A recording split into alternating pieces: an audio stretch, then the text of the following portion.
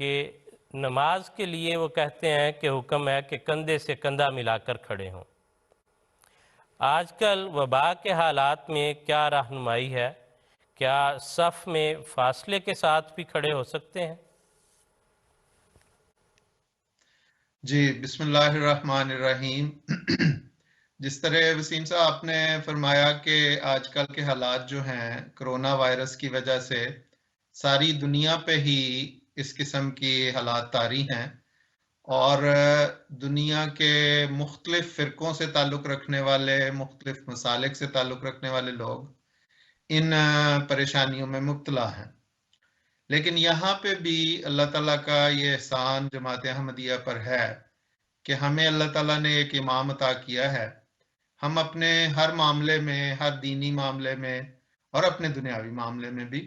کیونکہ ہمارا یہ یقین ہے کہ اللہ تعالیٰ کے فضل سے وہ اللہ کے نور سے دیکھتے ہیں، اور جو رہنمائی فرماتے ہیں وہ قابل برکت اور قابل سعادت ہوتی ہے متبعین کے لیے۔ تو اس میں بھی یہ جو سوال جس طرح آپ نے مختلف جگہوں سے آپ کے پاس بھی آیا ہے، حضور انور ایدہ اللہ تعالیٰ بنصر عزیز کی خدمت اقدس میں بھی مختلف ممالک سے، چونکہ مختلف ممالک میں یہ حالات ہیں، اور اب بعض ممالک میں چونکہ حالات کچھ نسبتاً بہتر ہو رہے ہیں اور وہاں پہ بعض شرائط کے ساتھ وہ نمازوں کی اجازت دے رہے ہیں،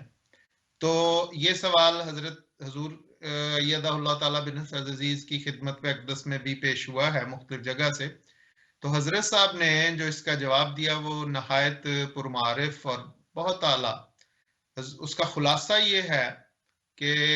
حضور نے فرمایا کہ اسلام کے تو اللہ تعالیٰ کے فضل سے ہر کام نیت پر مبنی ہے،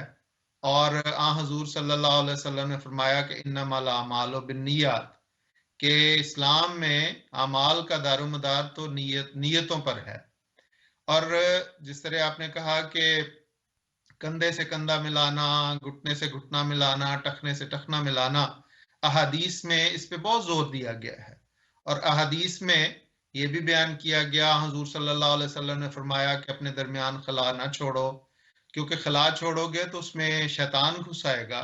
اور وہ تمہارے درمیان اختلاف پیدا کرنے کی کوشش کرے گا، تمہارے درمیان پھوٹ پیدا کرنے کی کوشش کرے گا۔ اور اس کے ساتھ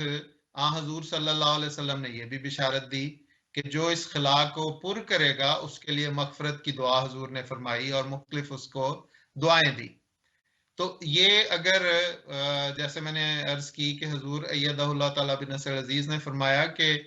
ان تمام احکامات کے پیچھے حکمت یہی ہے کہ تاکہ ہمارے درمیان ظاہری خلا پیدا نہ ہو اور تا ہمارے درمیان پھوٹ اور اختلاف پیدا نہ ہو۔ تو چونکہ یہ حالات ایسے ہیں جس میں ایک مجبوری کی حالت ہے، اور جب ہم احادیث پر غور کرتے ہیں تو مجبوری کی حالت میں ہمیں اس کا بھی حل حضور صلی اللہ علیہ وسلم کی ذات اطہر سے مل جاتا ہے۔ چنانچہ بعض احادیث میں جسے ترمذی نے بھی بیان کیا ہے اور دارقطنی میں بھی یہ حدیث بیان ہوئی ہے کہ حضرت عمر بن عثمان بن یالا رضی اللہ تعالیٰ عنہ بیان کرتے ہیں کہ ایک موقع پر جب ہم سفر میں تھے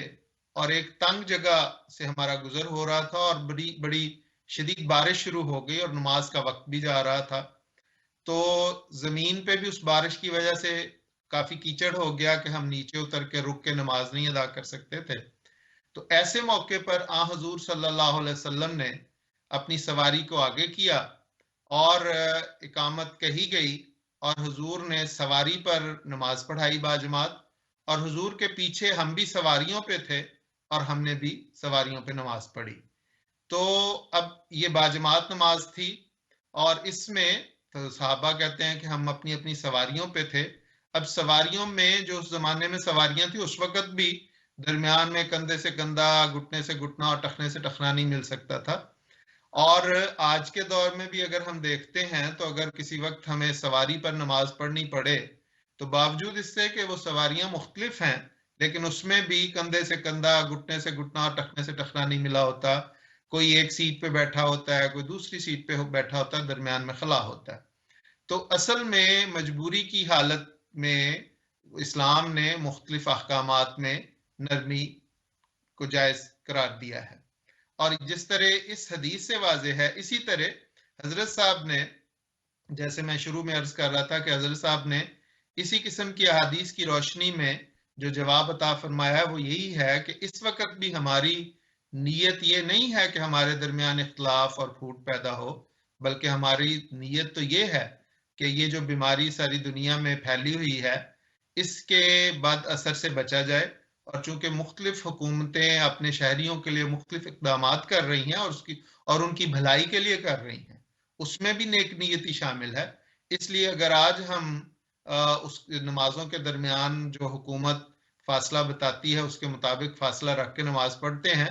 तो इसमें कोई हरज नहीं, हमारी नीयत नेक है और यकीनन हमारे दरमियान इख्तलाफ और फूट पड़ने का अंदेशा नहीं है। और हम वैसे भी एक अच्छे काम की खातिर, एक अच्छी नीयत की खातिर ये कर रहे हैं, इसलिए इसमें कोई हरज की बात नहीं है। तो ऐसे करके नमाज पढ़ी जा सकती है।